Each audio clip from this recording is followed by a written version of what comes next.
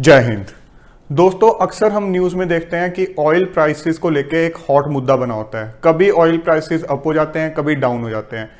इस मुद्दे को लेके आप मीडिया चैनल्स पे, न्यूज़ चैनल्स पे बहुत ज़्यादा डिबेट भी देखते हो, बट कई बार आपको चीज़ें समझ में नहीं आती हैं। सेंट्रल गवर्नमेंट कहती है कि स्टेट गवर्नमेंट को कम करने चाहिए, स्टेट गवर्नमेंट कहती है सेंट्रल गवर्नमेंट को कम करने चाहिए।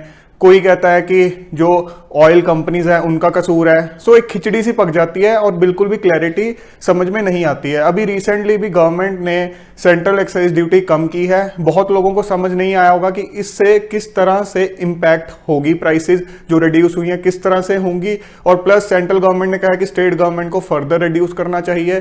तो हम ये सारी चीजें आज के सेशन में समझेंगे, सो डैट आज के सेशन के बाद आपको एक सिंपल वे से समझ आ जाए कि इंडिया में ऑयल प्राइसेस कैसे डिटरमिन की जाती है। फाइनली जो आप अपनी जेब से पैसे देते हो वो किस तरह से अमाउंट फाइनलाइज किया जाता है कि इस रेट पे आपको पर लीटर मिलेगा और क्या क्या स्टेप्स इन्वॉल्व होते हैं, बहुत ही बेसिक तरीके से समझेंगे।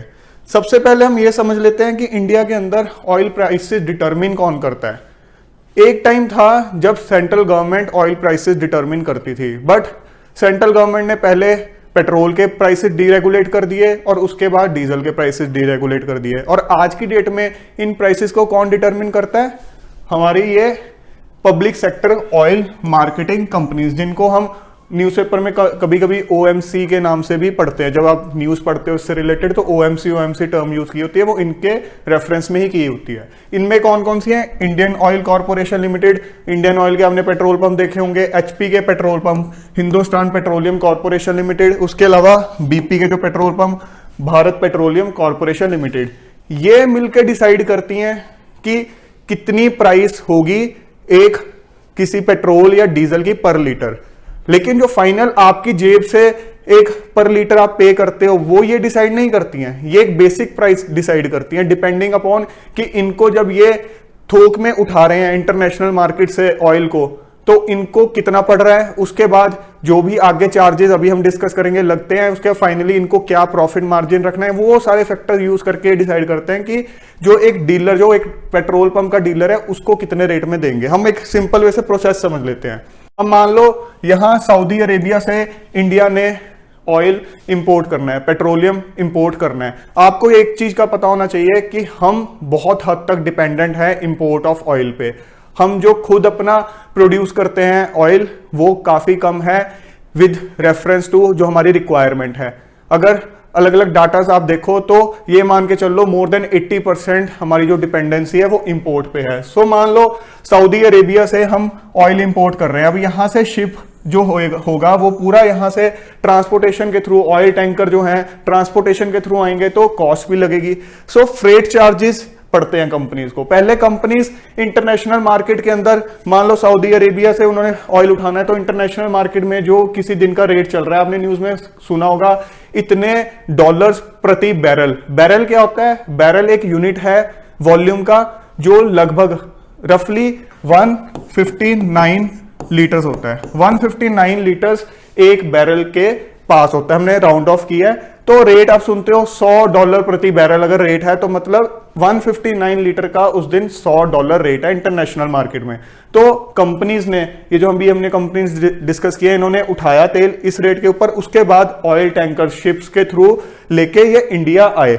अब ये जो शिप्स के थ्रू लाएंगे इनको फ्रेट चार्जेस भी पड़ेंगे, तो इनको जो वहां कॉस्ट पड़ी उसके अंदर ये फ्रेट चार्जेस भी ऐड करेंगे। सो इस तरह से शिप्स लद के ऑयल टैंकर्स के आते हैं। उसके बाद कई बार पोर्ट्स के पास ही आपने सुना होगा रिफाइनरीज होती हैं जहां पे पेट्रोलियम को, जो क्रूड ऑयल है उसको रिफाइन किया जाता है। उसके अंदर से पेट्रोल अलग किया जाता है, डीजल अलग किया जाता है, कैरोसिन अलग किया जाता है। ये सब चीजें करने में रिफाइनरी का पूरा जो इसकी रनिंग कॉस्ट है वो भी इन्वॉल्व होगी। सो पर लीटर वो कॉस्ट भी ऐड हो जाएगी। सो एक हमारा कंपोनेंट हो गया जो इंटरनेशनल मार्केट में रेट है, उसके बाद फ्रेट चार्जेस, उसके बाद रिफाइनरी की कॉस्ट जो भी ऑपरेशनल कॉस्ट वहां पे होगी। उसके बाद इस रिफाइनरी से फाइनली पेट्रोल पंप पहुंचाने के लिए भी ट्रांसपोर्टेशन कॉस्ट लगेगी, तो ये ट्रांसपोर्टेशन कॉस्ट जो बाय रोड होगी वो भी इसमें ऐड होगी। और फाइनली जो ये सारी कॉस्ट ऐड करके आएगी, प्लस इन्होंने जो कंपनीज ने अपना प्रॉफिट रखना होगा, एक रेट के ऊपर ये जो पेट्रोल पंप का डीलर है उसको ये देंगे कि आपको हम पेट्रोल और डीजल पर लीटर इस रेट पे देंगे। सो ये एक बेसिक प्राइस होगी। अब ये जो डीलर बेच रहा है इसकी अपनी कमीशन भी होगी। तो क्योंकि ये मुफ्त में तो कर नहीं रहा, उसका बिजनेस है, तो इसकी भी एक कमीशन होगी। तो आप समझ रहे हो ये कंपोनेंट आ गए। एक तो कंपोनेंट आ गया कि जो प्राइस डीलर को पड़ेगी, कि डीलर को ये मार्केटिंग कंपनीज कितने पे दे रही हैं, वो मान लो ए अमाउंट है। उसके बाद जो डीलर है उसकी अपनी कमीशन है, वो हमने यहाँ पे लिखा हुआ डी। अब जो बाकी के फैक्टर्स इन्वॉल्व हैं वो आपको यहां समझने जरूरी हैं। एक फैक्टर होता है बेसिक एक्साइज ड्यूटी, जो कि सेंट्रल गवर्नमेंट इंपोज करती है। ये अब इस चीज पे डिपेंडेंट नहीं होती कि सेल कितनी हो रही है, ये एक फिक्स्ड अमाउंट होता है। सेंट्रल गवर्नमेंट कह देती है कि पर लीटर हमारी जो बेसिक एक्साइज ड्यूटी है वो ₹B है। ये इस चीज पे डिपेंड नहीं करेगी कि सेल कितनी हो रही है, यहां आपको ध्यान रखना है। ये जो ड्यूटी लग रही है ये प्रोडक्शन ऑफ पेट्रोलियम के ऊपर लग रही है, ये सेल पे नहीं लग रही है। सेल पे कौन सी लगती है? सेल पे लगती है जो स्टेट लगाती है, उस पर अभी हम आएंगे। इसके अलावा सेंट्रल गवर्नमेंट एक सेस और सरचार्ज भी लगाती है। अब ये सेस के आज की डेट में दो कंपोनेंट्स है, दो तरह का सेस लगता है। एक है agriculture infrastructure and development cess, again ये एक फिक्स्ड अमाउंट पर लीटर होता है कि पर लीटर आपको इतना रुपए सेस देना होगा एग्रीकल्चर के नाम पे। दूसरा होता है रोड एंड इंफ्रास्ट्रक्चर सेस, कि इतना अमाउंट पर लीटर आपको रोड और उससे रिलेटेड जो इंफ्रास्ट्रक्चर है उसकी डेवलपमेंट के लिए सेस देना होगा। सो ये सब components fixed component central government impose करती है। अब ये दो कंपोनेंट्स में फर्क भी आपको पता होना चाहिए। जो ये कंपोनेंट से इनकम आएगी सेंट्रल गवर्नमेंट को, वो पूरी की पूरी इनकम सेंट्रल गवर्नमेंट अपने पास रख लेगी, उसमें से कुछ भी शेयर नहीं करेगी स्टेट गवर्नमेंट के साथ। बट जो ये बेसिक एक्साइज ड्यूटी होती है, सेंट्रल एक्साइज ड्यूटी, इसका कंपोनेंट सेंट्रल गवर्नमेंट को स्टेट गवर्नमेंट के साथ शेयर करना पड़ता है। बेसिकली ये गवर्नमेंट की इनकम ही है, गवर्नमेंट इनकम जनरेट कर रही है for further developmental process. So इसमें से as per the recommendation of finance commission share करना पड़ता है स्टेट गवर्नमेंट के साथ, उनको भी अपनी इनकम चाहिए। उसके अलावा ये जो है पूरा का पूरा सेंट्रल गवर्नमेंट के पास ही रहता है। अब इसके बाद जो लास्ट एक कंपोनेंट है वो है सेल्स टैक्स, जो कि स्टेट गवर्नमेंट इंपोज करती है। अब ये जो है ये कंपोनेंट है परसेंट बेसिस पे वेरी करता है हर स्टेट का, वो अभी हम आगे डिस्कस करेंगे। बट आप ये मान लो कि जितनी सेल होगी उसके हिसाब से ये उसके ऊपर टैक्स लगेगा। ये टैक्स लगेगा प्रोडक्शन ऑफ पेट्रोलियम की सरकार को क्या लगता है कि हमने पर लीटर कितना रुपए लगाना है, बट ये चलता है कि सेल कितनी हो रही है उसके हिसाब से। तो ये पूरा का पूरा कंपोनेंट स्टेट जो भी इसमें अर्न करेगी अपने पास ही रखेगी। तो इनको सबको जब हम ऐड करते हैं ABCDE, तो फाइनली जो अमाउंट आता है तो हम बोलते हैं इस स्टेट में पेट्रोल या डीजल का ये रेट चल रहा है। अब एग्जांपल के तौर पे मैं आपको दिखा देता हूं, ये जो स्टेट का जो कंपोनेंट होता है, ये जो चार कंपोनेंट्स है, चार भी नहीं मैं बोलूंगा, ये जो तीन कंपोनेंट्स हैं ये तो हो गए फिक्स्ड। अब ये जो कंपोनेंट है ये भी वेरी कर सकता है, डीलर की कमीशन, हर डीलर अपनी कमीशन वेरी कर सकता है। कुछ कह सकता है कि हाँ मैं थोड़ा बहुत आगे पीछे करूंगा, या स्टेट वाइज भी वो चीज वेरी कर सकती है।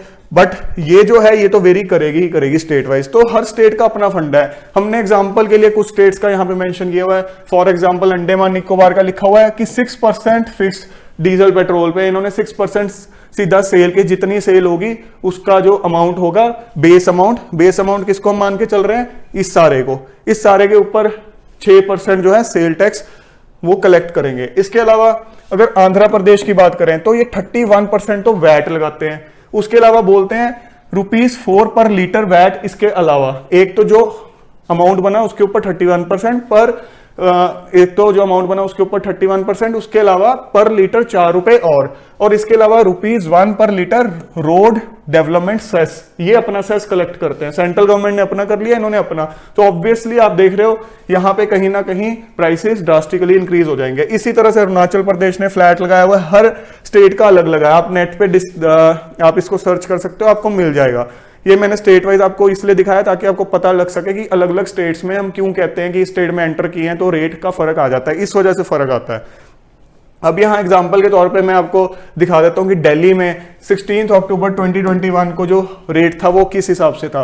प्राइसेस चार्ज टू डीलर को किस रेट पे पेट्रोल दिया गया, 44.4 रुपीज पे। उसके बाद excise duty levied bye centre, जो सेंट्रल गवर्नमेंट ने लगाई वो कितनी लगाई, 32.9। इसमें सेस सरचार्ज भी इंक्लूडेड है। जो बेसिक एक्साइज ड्यूटी हमने बात की थी प्लस सेस और सरचार्ज वो सब इंक्लूड करके बना 32.9। इसके बाद डीलर कमीशन, ये एवरेज की अलग अलग जो डीलर्स की कमीशन है ऑन एन एवरेज कितनी ले रहे हैं, लगभग 3.9। उसके बाद सेल टैक्स, जो दिल्ली गवर्नमेंट की तरफ से सेल टैक्स या वैट लगाया गया वो है 24.3% और नेट जो प्राइस थी 105.5। अब यहां से आप देख सकते हो कि डीलर्स तक जो प्राइस आती है, जो इंटरनेशनल मार्केट से ऑयल उठाया और पेट्रोल पंप तक लेके आए, वो बनती है 44.4, जो कि है इस प्राइस का 42%। और जो सेंट्रल गवर्नमेंट ने एक्साइज ड्यूटी लगाई वो बन गया 31%, जो डीलर कमीशन थी वो 4% और स्टेट गवर्नमेंट का बन गया 23%। दोनों को आप ऐड करोगे 54% तो टैक्स ही हो गया, स्टेट प्लस सेंट्रल गवर्नमेंट का। इसीलिए आप कई बार न्यूज में सुनते हो कि स्टेट गवर्नमेंट और सेंट्रल गवर्नमेंट के टैक्सेस की वजह से पेट्रोल इतना महंगा हो रहा है। अब यहां पे इस ग्राफ के थ्रू थोड़ा सा हम हल्का सा डिस्कस कर लेते हैं कि जब इंटरनेशनल मार्केट में क्रूड ऑयल की कीमतें कम ज्यादा होती है, आपने न्यूज में कई बार ये भी सुना होगा कि मार्केट में, इंटरनेशनल मार्केट में क्रूड ऑयल की कीमतें गिर गई, बट हमारे यहाँ नहीं गिरी, हमारे यहाँ उनका प्राइस कम नहीं हुआ। उसका ट्रेंड भी थोड़ा सा देख लेते हैं। यहाँ ईयर 2012 से लेके 21 तक का डाटा दिया हुआ है। तो इसको अगर आप ध्यान से देखोगे, जो इस वाले कलर से यहाँ इंडिकेट किया हुआ है वो crude oil prices, international market के अंदर क्रूड ऑयल की प्राइसेस, और यहाँ पे जो दी हुई है वो पेट्रोल प्राइसेस। डीजल नीचे दिया हुआ है, हम एक ग्राफ को डिस्कस करते हैं पेट्रोल वाले को। अब जो डार्क कलर में आप देख रहे हो, जो पेट्रोल की प्राइसेस आपको रिटेल लेवल पे मिल रही हैं जब आप पेट्रोल पंप जाते हो डलवाने। अब यहाँ पे आप देख रहे हो कि यहाँ पे फ्लक्चुएट कर रहा है ग्राफ, बट यहाँ सडन ड्रॉप हो रहा है। इंटरनेशनल मार्केट में यहाँ कहीं 2014 के अंदर सडन ड्रॉप हुआ है, बट यहाँ आप देखोगे ऑलमोस्ट कंसिस्टेंट है, हल्का सा ड्रॉप हुआ है। फिर इस तरह के मुद्दे न्यूज में आने लग जाता है कि इंटरनेशनल मार्केट में इतना बड़ा ड्रॉप हो गया और यहाँ इतना ड्रॉप हुआ नहीं। अब इस चीज को समझने के लिए एक बार दोबारा हम उस टेबल पे चलते हैं। यहाँ पे हुआ क्या है कि ये चीज ड्रॉप हो गई है काफी हद तक, ए ड्रॉप हो गया, बट इनका सम क्यों नहीं ड्रॉप हुआ? क्योंकि इस टाइम क्या हुआ, इस टाइम सेंट्रल गवर्नमेंट ने, हो सकता है ये अपनी सेंट्रल एक्साइज ड्यूटी बढ़ा दी हो, क्योंकि उस टाइम इनको ज्यादा कलेक्शन करने का एक मौका मिलता है कि इंटरनेशनल मार्केट में ड्रॉप हुआ है, तो ये सेंट्रल एक्साइज ड्यूटी बढ़ा देंगे ताकि वो जो गैप है जो इसके ड्रॉप होने के कारण हुआ है वो थोड़ा फिल हो जाए, और जो प्राइसेस हैं वो थोड़ी ही डाउन जाती हैं, उसके इसके अंदर ज्यादा डाउन नहीं जाती हैं। तो ये कई बार न्यूज में आप एक मुद्दा देखते हो। उसके बाद आगे आप देखोगे इंटरनेशनल मार्केट में फर्दर ड्रॉप हुआ है, बट यहां आप देख रहे हो कंसिस्टेंसी ही है, एक ही लेवल पे चल रहा है। उसके बाद इंटरनेशनल मार्केट में जाके यहां दोबारा ड्रॉप हुआ है, बट यहां फिर बढ़ गया है, ये कॉन्ट्राडिक्टरी हुआ है यहाँ पे। अब ये जो पीरियड आप देख रहे हो ये है 2020 का। कब का? जब कोविड का टाइम था। उस टाइम क्या हुआ था कि इंटरनेशनल मार्केट में ऑब्वियस सी बात है ऑयल की डिमांड घट गई थी, क्योंकि बहुत ज्यादा लॉकडाउन लगा था। तो उस केस के अंदर इंटरनेशनल मार्केट में प्राइसेस भी गिर गए थे। बट क्योंकि इंडिया में भी लॉकडाउन लगा था, इंडिया के अंदर आपको पता है बहुत सी इकोनॉमिक एक्टिविटीज रुक गई थी, तो ऐसे केस के अंदर गवर्नमेंट की जो इनकम थी वो भी रुक गई थी। तो गवर्नमेंट ने उस टाइम पे सेंट्रल एक्साइज ड्यूटी बढ़ा दी थी, सो डैट हमारी इनकम वहां से जनरेट हो जाए। इसी वजह से आप देख रहे हो जब इंटरनेशनल मार्केट में प्राइसेस ड्रॉप हो गए, बट इंडिया में पेट्रोल के प्राइसेस, डीजल के प्राइसेस बढ़ गए। वो कारण यही था कि हमें इनकम यहां से जनरेट करनी थी गवर्नमेंट को। अब एक थोड़ा सा हम कंपैरिजन हल्का सा ये देख लेते हैं कि जो सेंट्रल एक्साइज ड्यूटी से जो सेंट्रल गवर्नमेंट इनकम जनरेट करती है और जो सारी स्टेट्स अपनी एक्साइज ड्यूटी से, एक्साइज ड्यूटी नहीं, वैट से जो जनरेट करती हैं, उनका आपस में कंपैरिजन करके देख लेते हैं कि कितना का डिफरेंस है। अगर हम ईयर 2014-15 से पहले की बात करें तो आप देखो कि जो सेंट्रल एक्साइज ड्यूटी का लमसम अमाउंट था वो स्टेट वालों से थोड़ा कम ही चल रहा था, बट 2014 के बाद सेंट्रल एक्साइज ड्यूटी का जो टोटल कलेक्शन थी वो बढ़ गई स्टेट गवर्नमेंट से। और यहाँ पे आप देखो बहुत बड़ा जंप है, ये वही टाइम है 2021 का जब कोविड का टाइम था, एक्साइज ड्यूटी एकदम से बढ़ा दी गई थी। सो अभी जो ट्रेंड है वो सेंट्रल एक्साइज ड्यूटी की कलेक्शन ज्यादा है इन कंपैरिजन टू स्टेट। अब जो लेटेस्ट ये ट्वीट है central board of income indirect taxes and customs की तरफ से, इसमें लिखा हुआ reduction of central excise duty on petrol and diesel. Central excise duty has been reduced by ₹8 per litre for petrol and by 6 per litre for diesel. अब ये जो इन्होंने इंपॉर्टेंट एक लाइन लिखी है, इसको आप इग्नोर मत करो। यहां लिखा हुआ है by reducing road and infrastructure cess. अब हम एक बार दोबारा उस पे पुराने टेबल पे जाते हैं जिसमें हमने डिस्कस किया था कि कैसे ये पूरी प्राइस को हम कैलकुलेट करते हैं। यहां पे सेस में मैंने लिखा हुआ था रोड एंड इंफ्रास्ट्रक्चर सेस, और मैंने आपको बताया था ये कंपोनेंट सेंट्रल गवर्नमेंट शेयर नहीं करती विद द स्टेट गवर्नमेंट, ये कंपोनेंट शेयर होगा।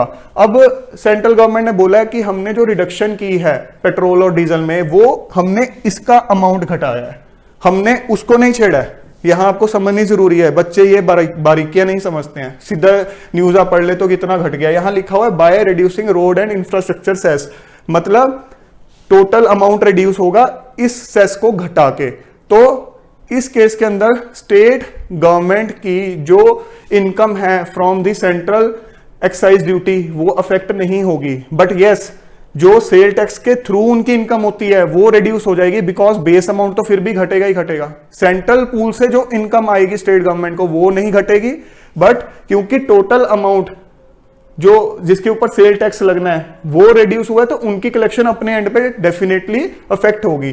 तो इन्होंने 8 रुपए पर लीटर रोड सेस जो है पेट्रोल पे घटाया, ये था पहले 13 रुपए, ये 8 रुपए घटा के अब हो गया 5 रुपए। और डीजल वाला था, ये था पहले 8 रुपए, अब ये घटा के हो गया 2 रुपए।